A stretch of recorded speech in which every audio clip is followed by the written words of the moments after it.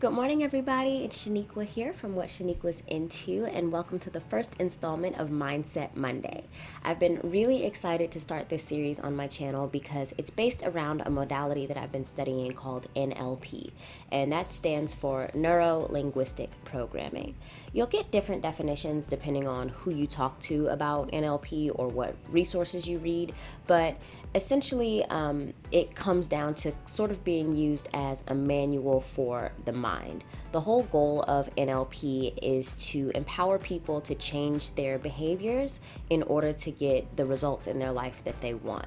So it's based around these things called presuppositions, and they're essentially statements that may or may not be true, but for the purposes of applying the principles of NLP, we assume that they are. We act as if they are true. And there are about 16 presuppositions, but the one that I wanted to focus on today is called "The Map is Not the Territory." And essentially it means that there's no such thing as objective reality, because in order for us to experience reality, we have to interpret it. So if you think about the function of a map, it's meant to depict the landscape and help you find a route to your destination that's, the most efficient and fastest way to travel. But maps are not the actual territories that they represent. By necessity, they have to remove some information, they have to symbolically represent some others, and the only way a map could be perfectly accurate would be if it was essentially a scale to scale replica of the territory itself. So it would have to be, 1 mile to 1 mile, and that would not be useful because then it's no longer a map. It's not something that we can refer to in order to plan our moves and make our next steps. So how does this have anything to do with personal development and goal setting and achieving, right? The thing that really stood out to me when I learned this principle was the fact that it's kind of information that we already know, but we don't regularly apply it for the purpose of personal development. Now, if you think about any aspect of your life, anything at all, it doesn't matter. It could be your favorite food, your favorite person, your favorite movie, or tying your shoes this morning. You can think about anything that you have experienced, but there's really only 6 ways that we can represent the world or experience reality. And that has to do with the 5 main senses, which are, obviously sight, touch, smell, taste, and sound. And then there's also the language that we use to describe what we are experiencing.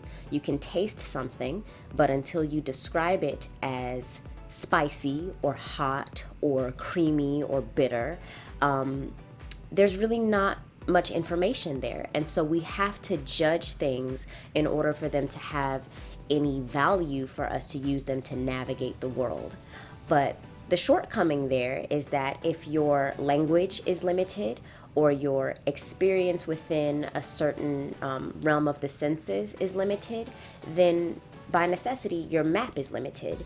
And in truth, all maps are limited. There's no such thing as a correct map or a 100% accurate map, and that can be using the analogy of actual geographical maps or any sort of model or representation. There's no such thing as 100% accuracy because it's all based on your own interpretation and what you can reduce your experiences to. So the way to work with this knowledge in an empowering way, rather than being like, there is no objective reality. It's all up to perception. So why does it matter? It's not something to get discouraged by. Rather, it's very empowering and encouraging, because when you understand that you're working with a reduced representation of the world that you are describing to yourself in your head, you're empowered to seek out more information and more experiences that give your map a bigger representation of the territory that you're navigating. And you can also remove and upgrade descriptions and thought patterns that are limiting your experiences or creating negative experiences. You guys know I'm a spiritual person. I believe in manifesting and the law of attraction. So even though these are principles based in psychology, I really loved how NLP embraced the mind-body connection and how what we think, our dominant thought patterns, really truly do become what we experience. So if you know that you can only remember or represent something that you have seen, smelled, tasted, touched, or heard, and then apply a linguistic description to those things, you're a lot more mindful of what you are describing to yourself and therefore what tools you're giving yourself to navigate the world.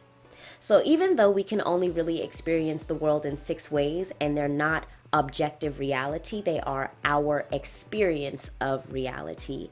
That's still very empowering because when you're mindful of it, you can direct the trajectory that you're on. So I didn't want this to be a super long video. It is the very first installment of Mindset Monday, but if I can leave you with one thing, it's just to remember that your world is a direct reflection of your dominant thought patterns. And if you have a negative experience that you consistently rely on to inform your future actions, think about what ways you can redescribe, because remember, NLP, the L is all about the linguistics. It's all about what words you're using. So think about what ways you can redescribe that negative experience or ask yourself empowering questions around it in order to make the territory that you're navigating with your map a little bit easier to get through. All right, so I sincerely hope that this video was helpful. If you're interested in more personal development and NLP content, please be sure to subscribe to my channel, and I will see you guys in the next video.